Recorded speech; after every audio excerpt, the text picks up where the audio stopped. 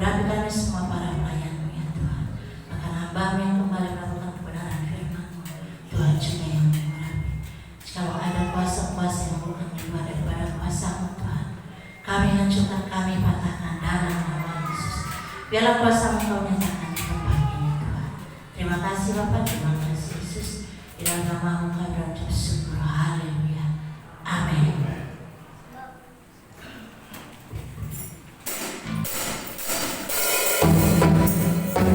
Sana yang kita lagi. Sama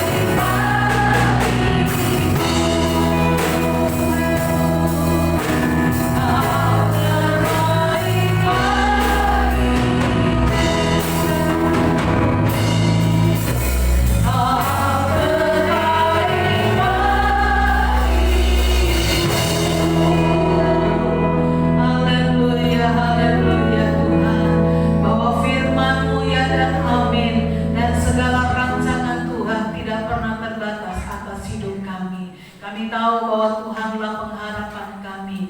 Kami tahu bahwa Tuhanlah yang terbaik atas hidup kami. Kami sudah memuji, mempermuliakan nama Tuhan. Tiba waktunya kami mendengarkan setiap kebenaran firman Allah. Kami percaya lewat kebenaran firman Allah hidup kami dikuatkan. Kami boleh dipulihkan. Bahkan terjadi pemulihan-pemulihan yang hebat, yang dahsyat atas hidup kami. Bahkan kami tidak izinkan satu kuasa pun di luar daripada Tuhan yang hendak mengganggu setiap konsentrasi ibadah kami. Kami bersatu hati, kami tolak, kami patahkan di dalam nama Yesus. Biar roh Tuhan yang menguasai hati dan pikiran kami, terlebih ruangan ini. Kami akan duduk diam untuk sebentar mendengarkan setiap kebenaran firman Tuhan. Di dalam nama Tuhan Yesus kami berdoa kepada Tuhan. Haleluya. Amin. Tuhan. Shalom Bapak Ibu Saudara. Apa kabarnya? Luar biasa ya. Tuhan itu luar biasa. Kasih setia Tuhan terus menyertai kehidupan kita semuanya. Baik, puji Tuhan. Rasanya suasana liburan sudah mulai ketara ini ya. Sudah banyak yang mungkin mulai liburan. Puji Tuhan. Kita bersama-sama membuka Alkitab kita di dalam kitab Injil Yohanes pasal yang ketiga ayat yang ke-16. Ini kadang-kadang menjadi ayat hafalan bagi kita, bahkan menjadi ayat nas bagi kita semuanya. Injil Yohanes pasal 3 ayat yang ke-16. Kita akan baca bersama-sama pada kehitungan yang ketiga. 1, 2, 3. Karena begitu besar kasih Allah akan dunia ini, sehingga Ia telah mengaruniakan anaknya yang tunggal, supaya setiap orang yang percaya kepadanya tidak binasa, melainkan beroleh hidup yang kekal. Puji Tuhan. Bapak Ibu Saudara, pada Yohanes pasal yang ketiga ini ada seorang pemimpin orang Saduki, dan dia adalah orang yang sangat terpandang. Dia adalah orang yang sangat terkenal sekali. Dia hafal sekali hukum Taurat karena dia adalah orang Saduki. Dia tahu semuanya tentang firman Allah. Tetapi dalam pasal yang ketiga, Bapak Nikodemus ini datang tengah malam menjumpai Yesus. Biasanya orang Saduki ini menghujat, karena pada waktu Tuhan Yesus sebelum disalibkan, dihadapkan di mahkamah agama, ini orang-orang yang menghujat, orang-orang yang seringkali tidak menghargai apa yang Tuhan Yesus lakukan, tetapi mereka mencari kesalahan daripada Tuhan Yesus. Malam-malam dia datang, dia mencari Yesus. Dan di dalam ayat yang ke-16, Tuhan Yesus katakan kepada Nikodemus, dikatakan demikian dalam ayat yang ke-16, karena begitu besar kasih Allah akan dunia ini, sehingga Ia mengaruniakan anaknya yang tunggal, supaya setiap orang yang percaya kepadanya tidak binasa, melainkan beroleh hidup yang kekal. Saya menggarisbawahi setiap orang yang percaya kepadanya tidak binasa. Setiap orang yang percaya kepadanya, percaya kepada Tuhan Yesus, dia mengakui tentang kelahiran. Percaya kepada Tuhan Yesus, dia mengakui tentang kematian. Percaya kepada Tuhan Yesus, mereka harus mengakui tentang kebangkitan. Dan yang selanjutnya, percaya kepada Tuhan Yesus, mereka harus mengakui tentang kenaikan Tuhan Yesus pada waktu ke surga.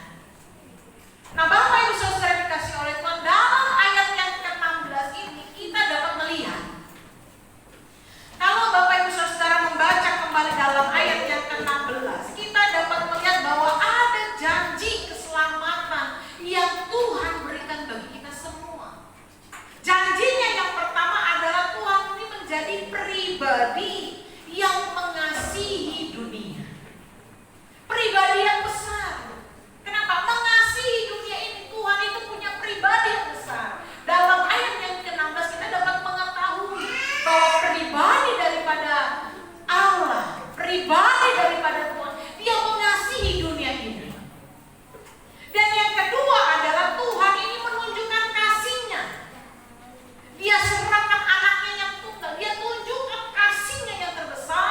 bagi setiap kita orang yang percaya maupun yang tidak percaya.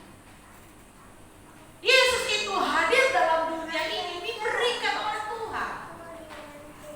Bagi yang mengasihi, dia tunjukkan kasihnya yang terbesar. Dia berikan Tuhan Yesus itu. Dia berikan Yesus lahir ke dalam dunia ini. Dan yang selanjutnya adalah Tuhan itu mengasihi manusia bukan hanya satu orang. Tuhan Yesus bukan hanya mengasihi saya. Tuhan Yesus bukan hanya mengasihi kita pribadi saja, tidak. Tetapi Tuhan Yesus itu, Tuhan itu mengasihi seluruh umat manusia. Dia mengasihi manusia dalam jumlah yang terbanyak, berapapun yang mau datang kepada Yesus, mereka terima kasih. Dalam ayat yang ke-16 dikatakan, karena begitu besar kasih Allah akan dunia ini, sehingga Ia mengaruniakan anaknya yang tunggal, supaya apa? Setiap orang yang percaya kepadanya tidak binasa, melainkan beroleh hidup yang kekal. Dan kasihnya yang terbesar, pribadinya yang mengasihi dunia ini, Dia tunjukkan lewat kedatangan, kematian, kebangkitan, dan kenaikan Tuhan Yesus. Jadi kita sebagai orang percaya harus percaya mengenai kelahiran, kematian, kebangkitan, dan kenaikan Tuhan Yesus ke atas surga. Menjadi pertanyaannya bagi kita sekalian pada saat pagi hari ini, bagaimana kita dapat mengalami kasih Tuhan yang besar? Bagaimana kita dapat mengalami kasih Tuhan yang begitu besar yang sudah diberikan dalam hidup kita? Kita dapat baca, kita dapat tahu dalam Injil Yohanes pasal 3 ayat yang ke-16. Kita tahu Tuhan itu besar. Kasihnya begitu besar akan dunia ini. Dia berikan secara cuma-cuma bagi siapapun yang mau percaya kepada Dia. Tetapi menjadi pertanyaannya bagi kita sekalian saat ini, bagaimana kita dapat mengalami kasih Tuhan yang besar? Kita hanya seringkali kita tahu dalam ayat yang ke-16 ini. Anak sekolah minggu itu kalau disuruh ayat hafalan, pintar-pintar. Yang panjang-panjang mereka bisa hafalkan. Dan ayat ini saya yakin dan percaya bukan ayat yang asing. Bahkan mungkin kita sudah hafal di luar kepala. Tetapi menjadi pertanyaannya, bagaimana kita dapat mengalami kasih Tuhan yang besar ini? Dalam ayat yang ke-3 sampai ayat yang ke-6 dikatakan demikian. Yesus menjawab katanya, aku berkata kepadamu, sesungguhnya jika seorang tidak dilahirkan kembali, ia tidak dapat melihat kerajaan Allah. Kata Nikodemus kepadanya, bagaimanakah mungkin seorang dilahirkan kalau ia sudah tua? Dapatkah ia masuk kembali ke dalam rahim ibunya dan dilahirkan lagi? Jawab Yesus, aku berkata kepadamu, sesungguhnya jika seorang tidak dilahirkan dari air dan roh, ia tidak dapat masuk ke dalam kerajaan Allah. Ayat yang ke-6. Apa yang dilahirkan dari daging adalah daging, dan apa yang dilahirkan dari roh adalah roh. Dalam ayat yang ke-3 dikatakan di sana, Yesus berkata kepada Nikodemus bahwa seseorang tidak dapat melihat kerajaan Allah jika ia tidak dilahirkan kembali. Nikodemus berbicara tentang jasmani. Bagaimana saya sudah tua? Karena untuk menjadi orang yang diangkat menjadi seorang pemimpin, orang yang dihargai pada waktu itu bukan orang-orang muda, orang-orang yang sudah tua, yang punya janggut panjang-panjang, orang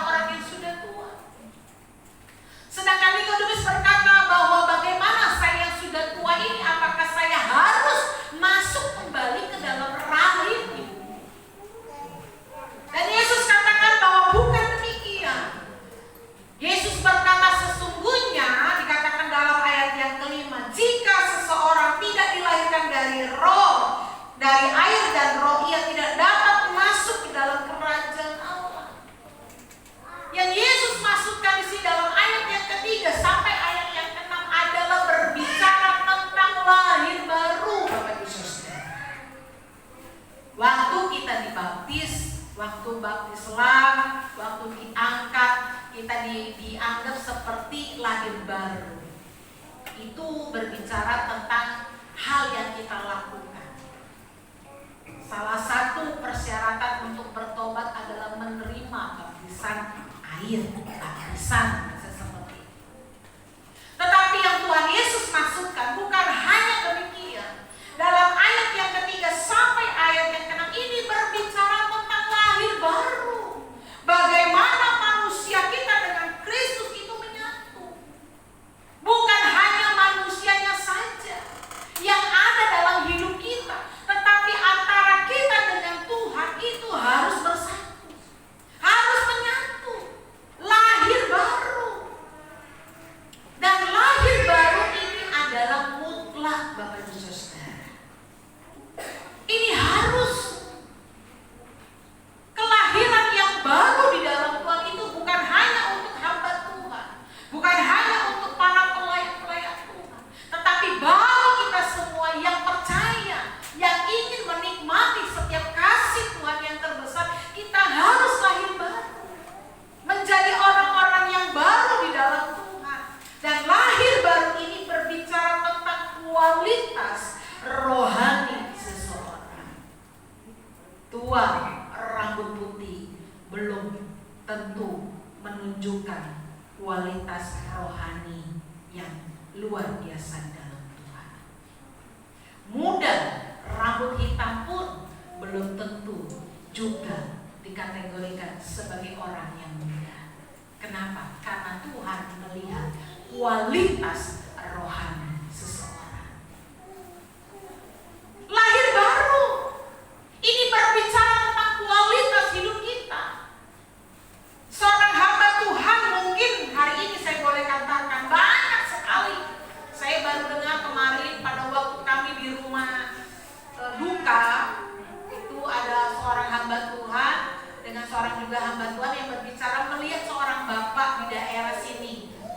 Karena beritanya orang itu ada di daerah Kutabumi. Berbicara kepada Bapak Gembala, dia katakan karena sedang ramai sekarang orang yang dibicarakan ini yang katanya tinggal di daerah Kutabumi itu mereka di Jawa Tengah sana, dia mengaku sebagai hamba Tuhan tetapi membuat sebuah masalah.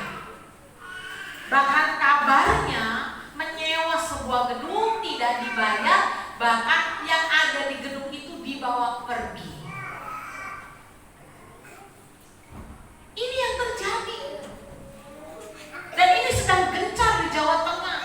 Saya tidak tahu apakah ada fotonya yang dikirim, karena pada waktu dikirim di grup Bapak Gembala. Seseorang mungkin boleh hebat, orang itu boleh usia lanjut, tapi yang menentukan seseorang itu menjadi orang yang lahir baru adalah kualitas rohaninya. Belum tentu orang itu muda rambut hitam tetapi tidak memiliki kualitas. Karena yang Tuhan lihat hari ini, kelahiran yang baru itu berbicara tentang kualitas rohani seseorang. Orang boleh hebat di luar sana. Orang boleh hebat mungkin membicarakan tentang Tuhan Yesus. Tapi satu hal yang menjadi yang Tuhan inginkan dalam Injil Yohanes pasal 3 ayat 3 sampai yang ke-6 itu berbicara tentang kelahiran yang baru. Hari ini orang hebat berbicara. Kalau Bapak Ibu Saudara melihat di media sosial banyak sekali, apalagi itu di Reels, di TikTok ya, banyak orang memberikan ceramah-ceramah. Banyak orang berbicara tentang Tuhan. Tapi untuk menentukan kualitas rohani seseorang itu berbicara tentang lahir baru. Kelahiran yang baru menggunakan hidup yang bersama dengan Tuhan. Bukan hanya sekedar kita berbicara. Dan kualitas seseorang itu dilihat dari kedewasaannya. Dan kedewasaan itu dilalui dengan proses-prosesnya Tuhan. Kalau hari ini kita mengalami kesusahan, kalau hari ini kita mengalami tantangan kehidupan, mungkin kalau hari ini kita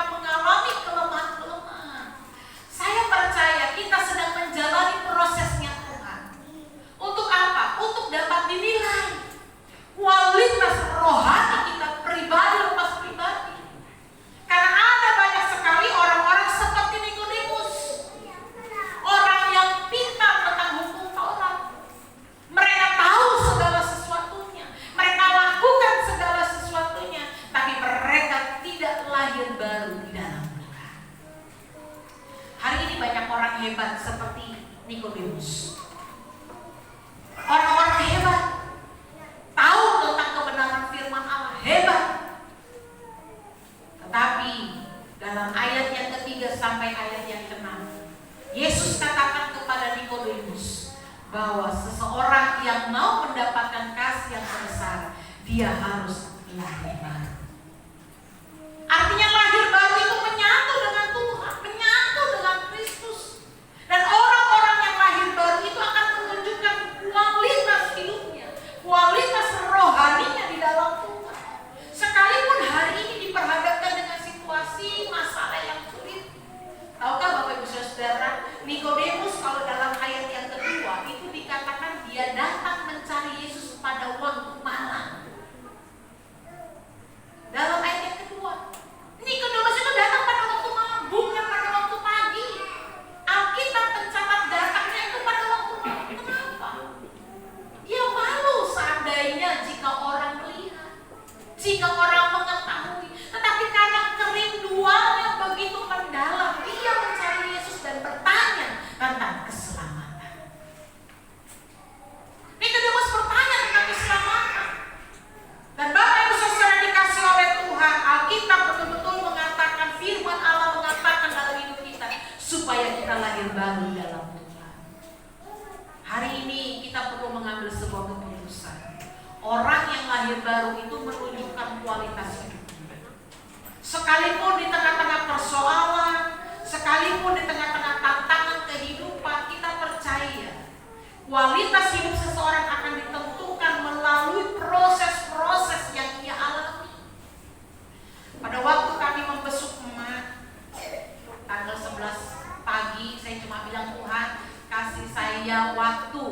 Saya berdoa sebelum berangkat, dari malam saya sudah bilang, kasih saya waktu untuk saya dapat berbicara dengan emak, berjumpa dengan emak.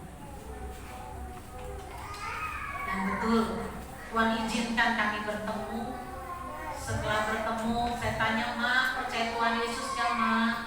Iya. Lalu ada seorang anak yang berkata, Tante, karena Mak itu kejam dari malam, jadi dia sulit mengenali orang yang datang. Tapi waktu saya datang, anaknya Mak bilang gini, Mak, Tante gereja datang. Iya, dia buka mata. Bu, bilang, iya Mak, kata saya, sehat Mak. Iya, ngomongnya sudah agak belok-belok. Mak, percaya Tuhan Yesus, Mak? Percaya. Mak, percaya, Mak? Iya, percaya. Sampai 3 kali. Lalu seorang anaknya berkata, Ibu Pendeta tolong, Tante tolong, Mak dibimbing supaya berdoa mengakui Tuhan Yesus. Iya, saya bimbing. Dan setelah itu dia katakan, mana yang pasang? Karena Pak Gembala nggak bisa masuk, lalu saya telepon, Mak nyariin, tukeran aja, kita tukeran. Lalu salah seorang anak ini keluar panggil, oh masuk. Mak, bagaimana Mak? Ngomong, Mak ada sempat ngomong ya. Ngomong, lalu kita berdoa ya Mak. Ya. Ada satu yang membuat saya meneteskan air mata.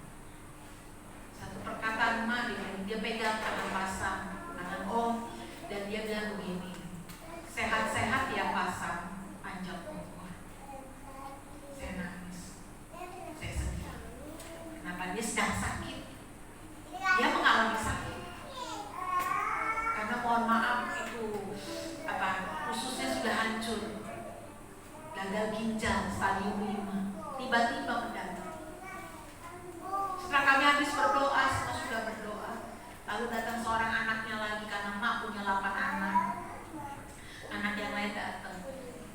Dia katakan, Mak, dipanggil. Iya. Siapa nih Mak? Saya Mak. Dibuka maskernya, dia nggak kenalin. Bahkan beliau bilang ini, Pak Martin ya. Rupanya Mak ini Pak Martin. Kata Pak Martin, biasa saya pegangin Mak naik. Tapi saya melihat hubungan kita dengan Tuhan, kelahiran baru, berbicara tentang lahir baru, kedewasaan kita. Setiap proses yang kita alami itu berbicara tentang kualitas hidup kita. Di saat kita mengalami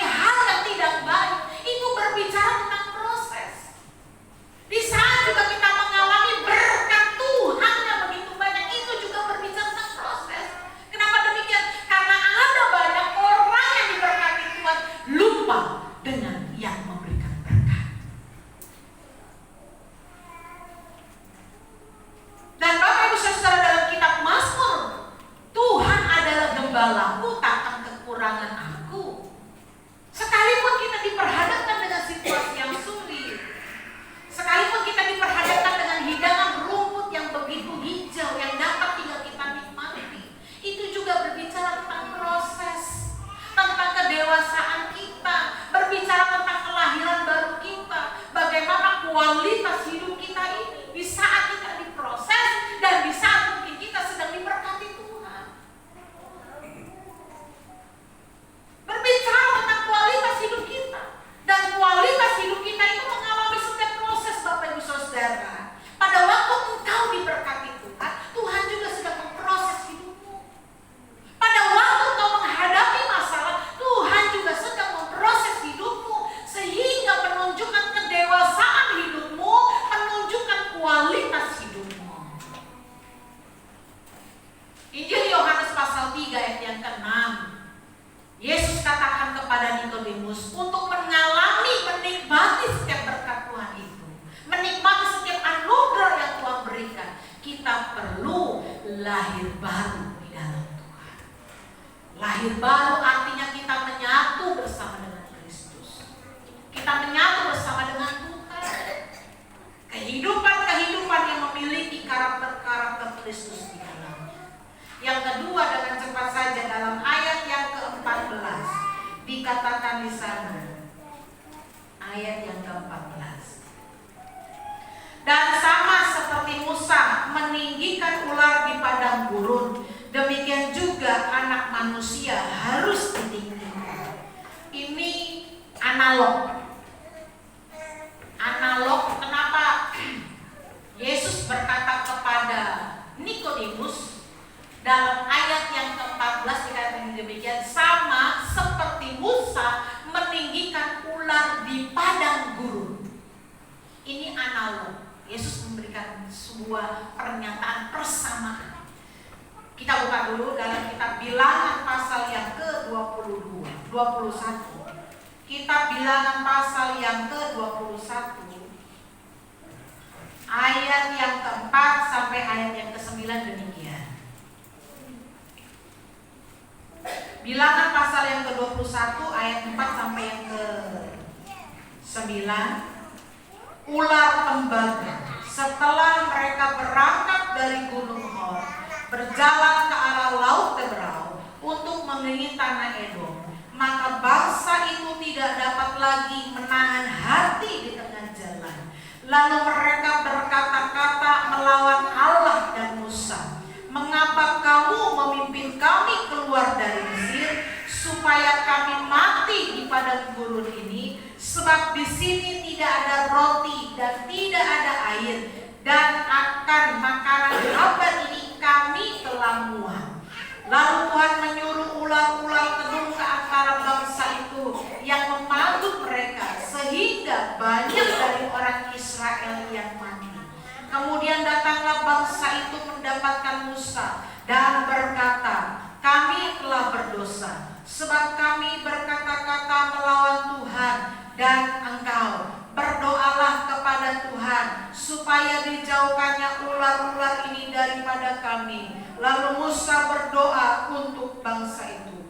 Maka berfirmanlah Tuhan kepada Musa, "Buatlah ular tedung dan taruhlah itu pada sebuah tiang.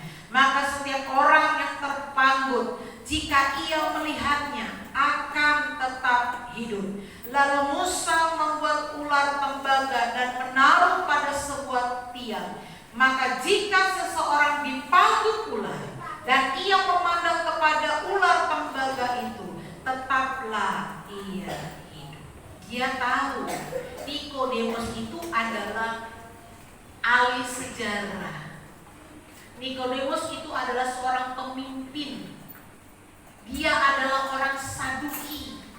Dia hafal sekali tentang firman Tuhan.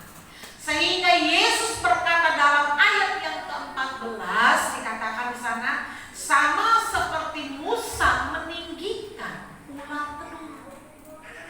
Dan kata-kata selanjutnya dikatakan supaya ayat yang ke-16, anak manusia juga harus ditinggikan. Yesus membawa sebuah persamaan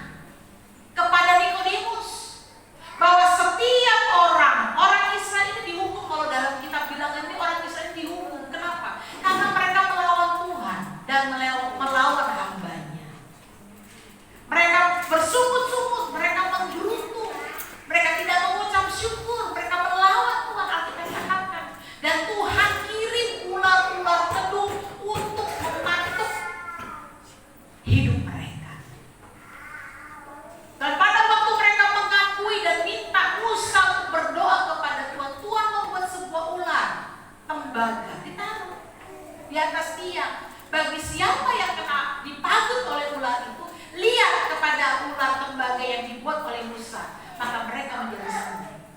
Itu atas kesuruhan Tuhan. Nah, dalam ayat yang ke-14 ini dibawa bagi Nikodemus. Artinya adalah keselamatan itu hanya ada pada Tuhan Yesus. Kita semua ini orang yang berbuat dosa. Kita ini seringkali menggerutu kepada Tuhan. Kita seringkali bersungut-sungut kepada Tuhan. Kita kurang mengucap syukur. Dan ada kalanya Tuhan izinkan ular-ular penuh itu memanggut hidup kita. Sehingga Yesus katakan dalam ayat yang ke-14, anak manusia itu harus ditinggikan. Membuat mata rohani daripada Nikodemus harus mengakui bahwa Yesus itu adalah Tuhan dan harus ditinggikan. Bapak Ibu Saudara yang dikasih oleh Tuhan, keselamatan itu hanya ada di dalam Tuhan Yesus. Kita boleh susah, kita boleh menghadapi masalah, kita boleh menghadapi tantangan kehidupan, tapi kita harus terus memandang kepada Tuhan Yesus. Injil Yohanes pasal yang ke-15 ayat yang ke-4 berbicara tentang pokok anggur yang benar. Yesus itu adalah pokok anggur dan kita adalah ranting-rantingnya. Sehingga ranting itu tidak akan pernah menghasilkan buah kalau dia tidak menyatu bersama dengan pokok anggur. Injil Yohanes pasal 15 ayat yang ke-4 dikatakan di sana, jika kamu tidak tinggal di dalamku, kamu tidak akan pernah berbuah. Kamu tidak akan pernah menghasilkan apa-apa, tidak akan pernah mendapatkan apa-apa jika kita ini di luar daripada Tuhan. Kita boleh berkata bahwa Yesus kita kuat, kita muda, kita sehat. Tapi satu hal yang saya mau katakan kepada kita semua, jika kita di luar Tuhan, maka kita tidak akan pernah dapat berbuat apa-apa, melakukan apa-apa. Banyak orang hari ini sakit mencari kekuatan orang-orang pintar. Banyak hari ini susah, kita seringkali kita menghadapi kesusahan, kita mulai meragukan Tuhan, kita mencari jalan pintas. Tapi satu hal yang saya mau katakan sesuai dengan kebenaran firman Allah, kita harus tetap tinggal di Tuhan. Kita harus tetap lihat Tuhan itu, kita harus memandang Yesus itu sebagai pribadi yang mengasihi kita semua. Bapak Ibu Saudara, di luar Tuhan kita tidak akan pernah mendapatkan apa-apa. Di luar Tuhan kita tidak akan pernah dapat melakukan sesuatu. Kalau kita berkata, oh dia orang yang tidak percaya, oh dia sudah percaya tapi dia tidak sungguh-sungguh. Alkitab katakan dalam kitab Mazmur, orang itu sedang berdiri di atas batu yang licin, sementara dia akan jatuh. Menjadi pengingat bagi kita semua pagi hari ini, bahwa di luar Tuhan kita tidak dapat lakukan apapun. Kalau hari ini kita sedang diproses oleh Tuhan, mari tunjukkan kualitas hidup kita. Berbicara proses itu tentang berkat Tuhan, karena orang yang diberkati Tuhan juga itu sedang diproses. Betul. Orang yang sedang diberkati Tuhan juga itu sedang diproses. Ada banyak orang diberkati Tuhan tapi melupakan istrinya, melupakan suaminya, melupakan siapa, anak-anak, lupa. Kita sedang diberkati Tuhan, itu ingat kita sedang diproses. Kalau hari ini kita mengalami kesulitan, kita pun sedang diproses. Mari tunjukkan kedewasaan kualitas hidup kita, karena kita sudah lahir baru di dalam Tuhan. Kasih Tuhan yang terbesar itu akan kita nikmati jika kita menunjukkan kualitas hidup kita. Yang selanjutnya adalah kasih Tuhan itu akan kita nikmati jika kita tinggal di dalam Tuhan. Amin. Jangan tinggal di dalam kekuatan manusia. Jangan tinggal di dalam pemikiran kita yang hebat. Jangan tinggal di dalam keegoisan kita, tapi tinggallah di dalam Tuhan sehingga kita dapat melakukan segala perkara. Alkitab katakan jika kita tinggal di dalam Tuhan, kita akan menghasilkan buah, dan buahnya itu adalah yang terbaik. Tuhan Yesus memberkati. Saya undang pemain musik untuk maju ke depan. Saya rindu menaikkan sebuah pujian. Allah turut bekerja dalam segala perkara. Haleluya Yesus. Amin. Yesus, Engkaulah yang terbesar dalam hidup kami. Haleluya, kami sungguh bersyukur Tuhan. Kami bersyukur. Haleluya. Allah itu turut bekerja, Bapak Ibu Saudara, di dalam setiap kehidupan kita untuk mendatangkan kebaikan. Kalau hari ini kita mengalami prosesnya Tuhan, mungkin sama dalam kita bilangan, kita bersungut-sungut, kita melawan Tuhan, kita melawan mungkin hamba Tuhan. Ingat Tuhan sedang memproses hidup kita. Jangan pernah lakukan itu. Kembalilah, tunjukkan kedewasaan rohani kita, tunjukkan kualitas hidup kita. Dan yang selanjutnya adalah tetaplah percaya kepada Tuhan, tetaplah memandang Tuhan, tetaplah tinggal di dalam Tuhan.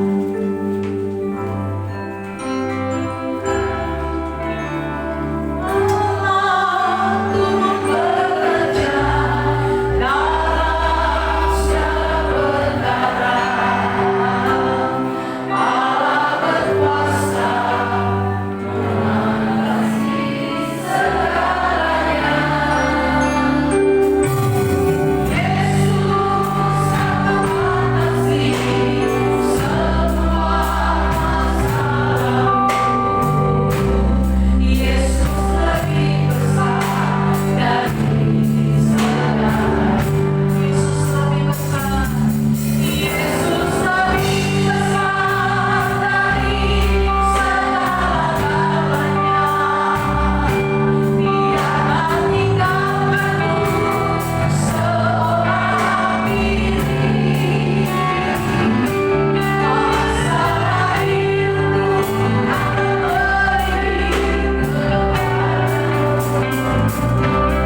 Yesus lebih besar dari segala. Haleluya. Bapak Ibu Saudara dikasih oleh Tuhan, pagi hari ini apakah engkau sedang diproses oleh Tuhan? Lewat berkat-berkatnya Tuhan, atau lewat setiap lembah kekeraman? Tetaplah tunjukkan kualitas hidupmu. Tetaplah engkau lahir baru, menyatu dengan Tuhan. Dan yang selanjutnya, tetaplah engkau tinggal di dalam Tuhan. Karena Alkitab katakan di luar Tuhan kita tidak dapat melakukan apapun. Datanglah kepada Tuhan pagi hari ini. Nyatakanlah dalam doa-doamu kepada Tuhan. Haleluya Yesus. Yesus lebih besar dari segala-galanya. Dia akan tinggalkanmu seorang diri. Masalah hidupmu akan beri kepadamu. Yesus lebih besar dari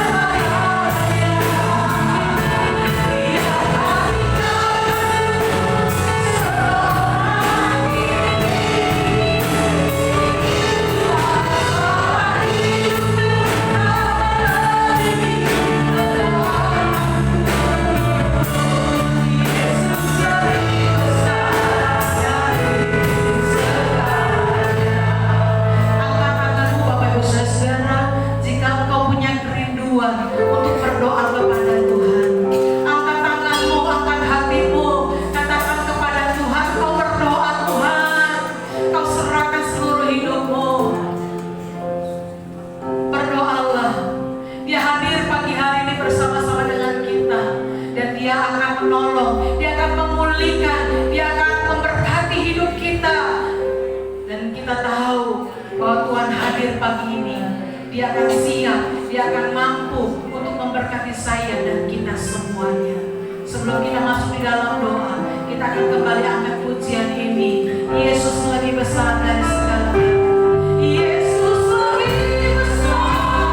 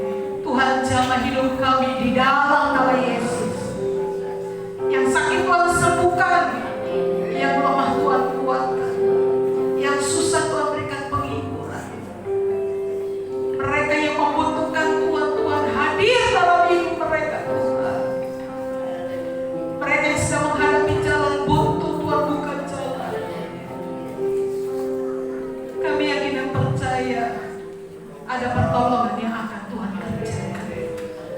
Kalau pagi hari ini kami sedang diberkati Tuhan, kalau pada pagi hari ini kami masuk dalam masa kekelaman, kami tahu Tuhan, Tuhan sedang memproses hidup kami. Berikan kami kedewasaan di dalam Tuhan. Berikan kami karakter-karakter kami terbukti di hadapan Tuhan. Kami boleh tetap terus menyatu bersama dengan Tuhan. Dan ajar kami Tuhan, untuk kami tetap tinggal di dalam Tuhan dan memandang Kristus. Ajar kami untuk tetap terus melihat dan memandang kepada Kristus. Karena kami tahu di luar Tuhan kami tidak dapat melakukan apapun. Kami duduk di atas, kami duduk di bawah, kami yang ada di depan, kami yang ada di belakang. Lawatan Allah terjadi pagi hari ini kepada kami pribadi lepas pribadi. Terpujilah Engkau Tuhan, kekal untuk selama-lamanya.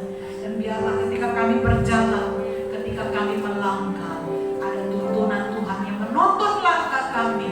Firman Allah menjadi pelita, firman Tuhan menjadi penerang yang menerangi kehidupan kami. Terima kasih Tuhan, terima kasih.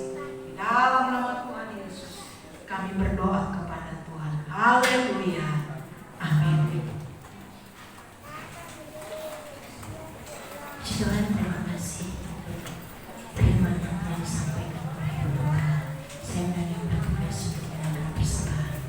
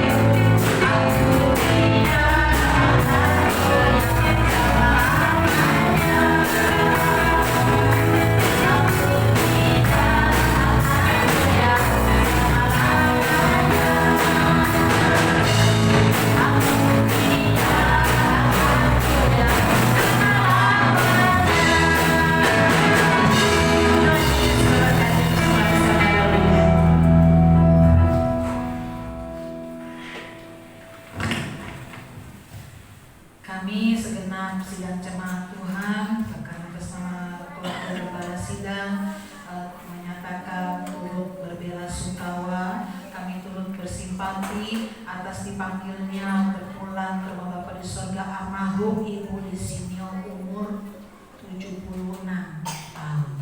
Ya.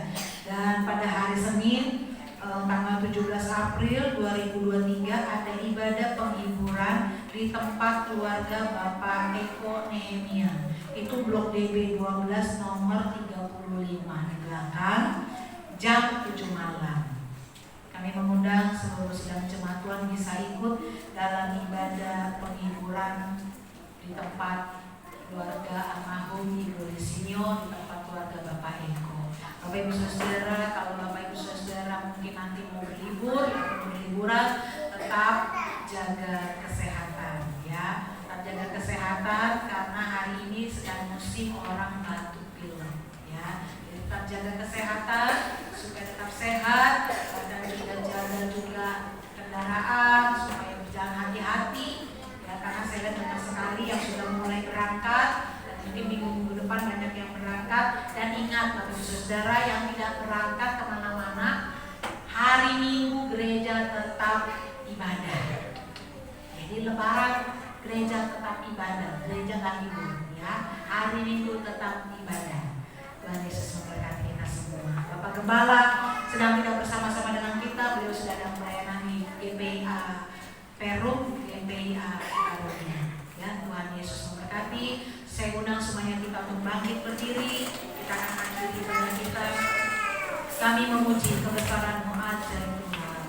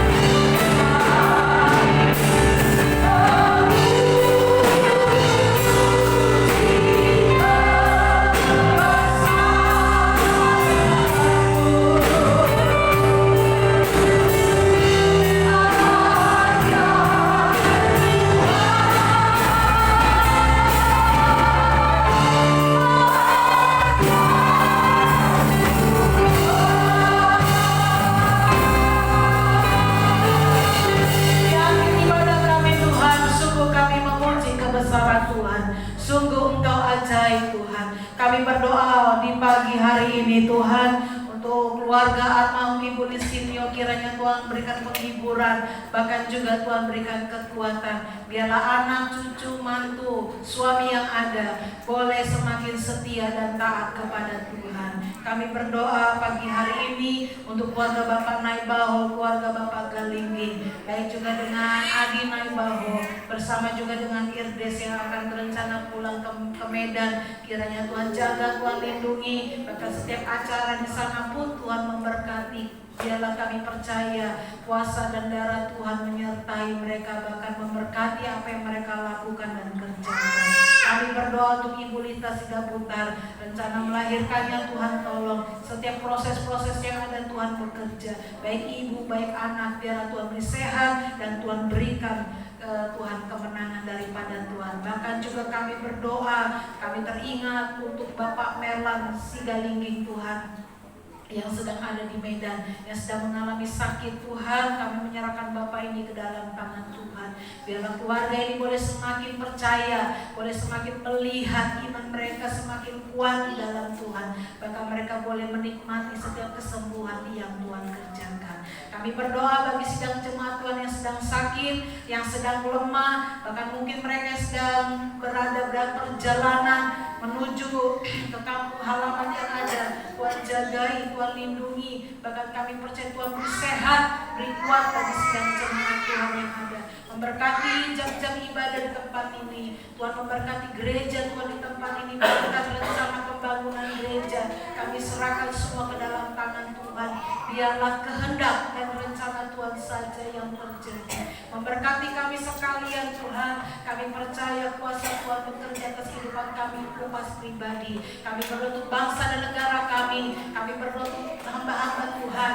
Kami berdoa untuk setiap pelayan-pelayan Tuhan yang melayani desa-desa di kota-kota. Tuhan yang memberkati ibadah minggu di seluruh dunia yang ada, bahkan di seluruh Indonesia. Tuhan memberkati setiap ibadah yang dilakukan oleh anak-anak Tuhan.